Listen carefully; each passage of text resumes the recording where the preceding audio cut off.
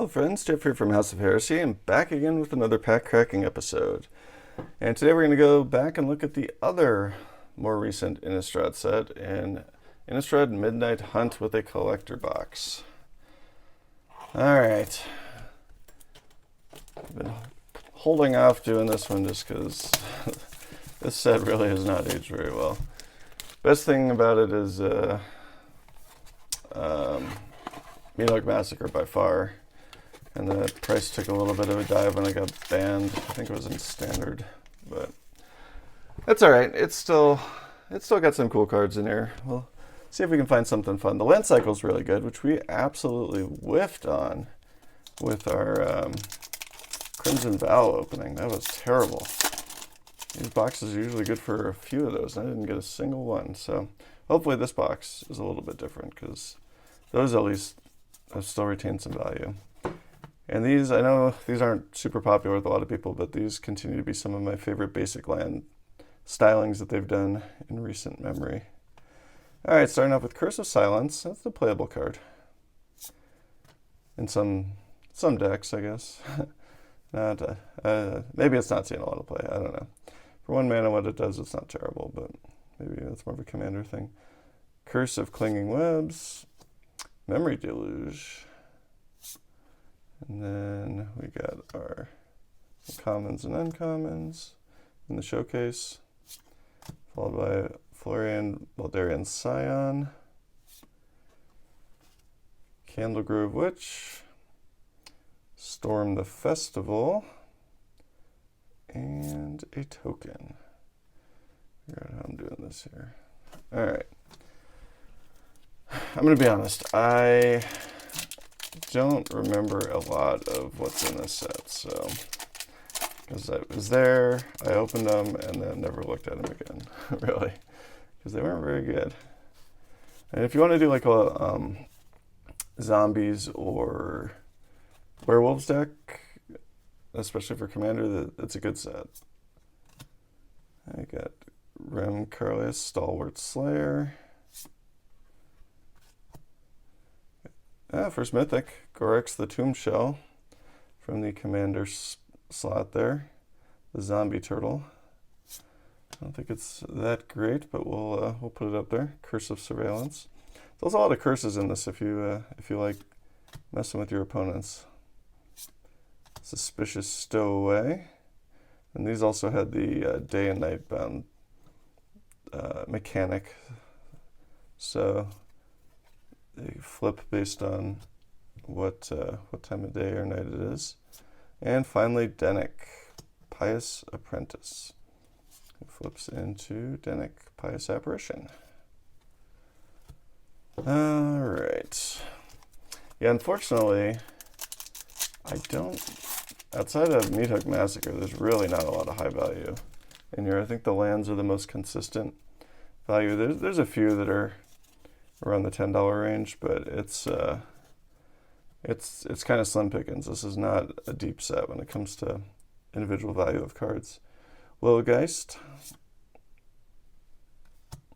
Empty the Laboratory. This one is actually pretty good. This one, the commander's set.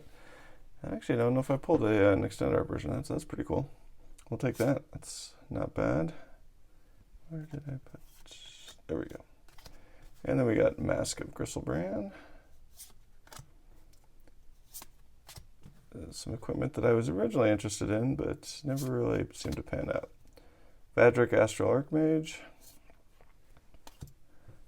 Tavern Ruffian, and Angel Fire Ignition. Ooh, Teferi Who Slows the Sunset Emblem. I actually could use that. I run him in my Super Friends deck, my Asika Super Friends. I'm pretty sure I do. Maybe I don't. Maybe I'm thinking of the arena version of that deck. I can't remember. I'll have to check. But it's always nice to get the emblems. They tend to carry at least a little bit of value, since they're kind of hard to come by sometimes. We've got Adeline Resplendent Cathar, Curse of the Restless Dead, Can't Stay Away, Tyrus Howler, Shady Traveler, Another Rem, this time in the showcase. Spellrune Painter, and Gisa, Glorious Resurrector in the showcase. Cool. With the Devil token, that's actually Devil and Zombie token. That's actually a nice combo there. I don't know if it ever, I don't think it has any real value, but for a while there in Standard at least, Burn Down the House was seeing some play, which had the chance to generate those devils if you chose that mode. We got our first or second mythic. Puppet Stitcher. All right. I don't think this one has a ton of value, but it is part of a lot of combos in Commander for zombies. And then that flips over into Puppet Factory, which is really the combo side for most of them. Duran and Dreams. Another mythic here, Consuming Blob. I do not remember that being a mythic, but okay. Donart Rejuvenator. You know what? I forgot. We'll throw Empty the Lab up there because that is actually a pretty good card. Outland Liberator. Ludovic, Necrogenius. Donart Rejuvenator, and hey, there we go. Finally. Only took us a box and a half, but we got ourselves one of the lands. So these, the slow lands here. Hey, and Red and 7 emblem, that's nice. The slow lands actually do see quite a bit of play, at least in Commander. I don't think they're fast enough for the speedier formats like Modern and Pioneer and stuff, but I could be wrong though. I don't play those. It's my understanding that the fast lands are considered much better for those formats. But for Commander, those are great, and a lot of people play Commander, so that's kind of held the value up. Oh, we got a Mythic. Hey, there we go. In the pack foil, we got Teferi Who Slows the Sunset. Not one of the most expensive all-time Teferis, but still carries a little bit of value. So we'll take them. Ruinous Intrusion, Storm the Festival. Can't remember if this one... No, I don't think that this one is the expensive one. There's one that's got a little bit of value to it. Can't think of the name of it. The one that doubles your power and toughness every combat. We got Sarth the Viper's Fang with a Harvesttide Infiltrator, and ooh, another mythic. Sunstreak Phoenix. All right, I can't imagine this is super expensive. The Phoenixes just haven't really seemed to take off in value with what we've had in the last like 2 or 3 years. All right, so moving into the second half of the box here. We're doing okay. I have zero expectations of actually reaching box value, at least what I paid for it, which is probably less than what they are today, since just naturally over time they do tend to tick up. Can't stay away, but I think overall we're doing okay. Stalwart Pathfighter. We got the 13, one of the 13 cards there. Not going to try to pronounce it. Couple showcase commons. Catilda? Yeah, Catilda Dawnheart Prime. In the showcase, Tavern Ruffian and Curse of Silence again. Alright. Really hope we get a few more of the lands. That would be nice. Because those are... They haven't been reprinted yet, knock on wood, but... So they are holding some value. Like another mythic. Primal Adversary. So this is... You did have the adversary cycle. And some of them are okay. None of them really have much value. Slumberwald Beastmaster. Fateful Absence. Surprisingly, this one never seemed to really catch on as a single target removal piece there. But Tolvar's Huntmaster in the showcase, and finishing up with Ludovic Necrogenius, which flips into Olag. Ludovic's Hubris, and we got another Teferi emblem there. So it's always nice to see the emblems. Alright. Nice to put some more cards out up top there on the rare side. There really aren't that many great rares in this set, so I guess that's probably asking a lot. Brybridge Tracker, Ghoul's Night Out from the commander slot. Another mythic. This is the red adversary, so Bloodthirsty Adversary. Dawnheart Rejuvenator, Harvesttide Infiltrator, Jadar Ghoul Caller of Nephalia, and another Fateful Absence, this time in the extended art foil. Alright, 3 packs left. Oops.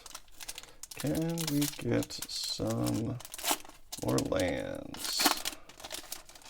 Or I would happily take a that's over keys, pretty good card.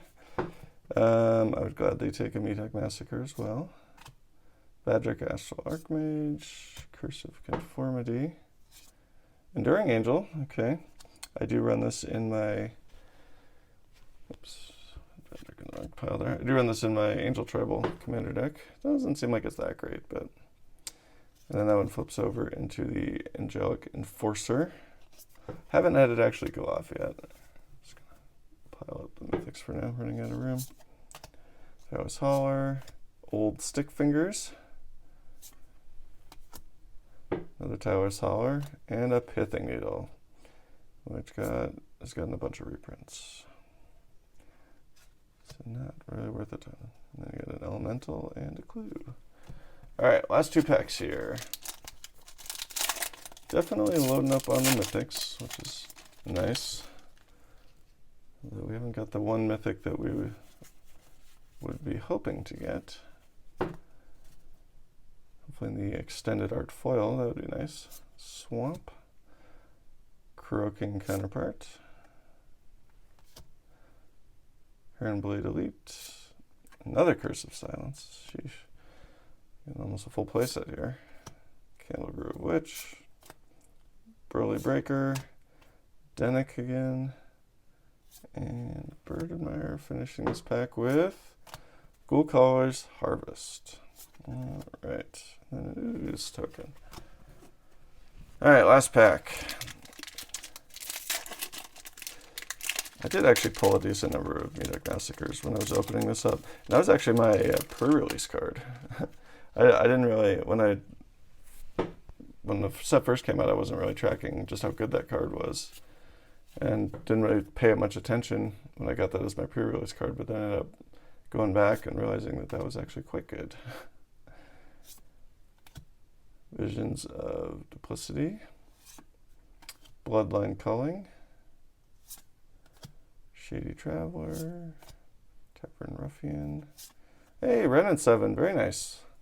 So we got our second Planeswalker here. This is the borderless version of Ren and 7. That's cool. And finishing up with Lisa, Forgotten Archangel. I run her as my Angel Tribal Commander. Fortunately, a pretty good roller line going like right through the middle over there. Don't know if that's easy to see or not. And a Tree Folk token. Alright, well, it was kind of an okay. We didn't really get any crazy heavy hitters. I was really hoping for more of the rares. We did get a bunch of mythics. None of them are super great. I don't think any of the adversaries are really high dollar or high value. I think, honestly, I really don't remember how much, like what the value is on this. I just know that there's a bunch of combos you can run in zombie decks in Commander, like infinite combos. And then you got Teferi, who slows the Sunset, and Ren and 7. So, alright, well, that was probably what if I'm going to be honest, that was pretty much what I would have expected from a Midnight Hunt box. So it wasn't awful, but it wasn't that great either.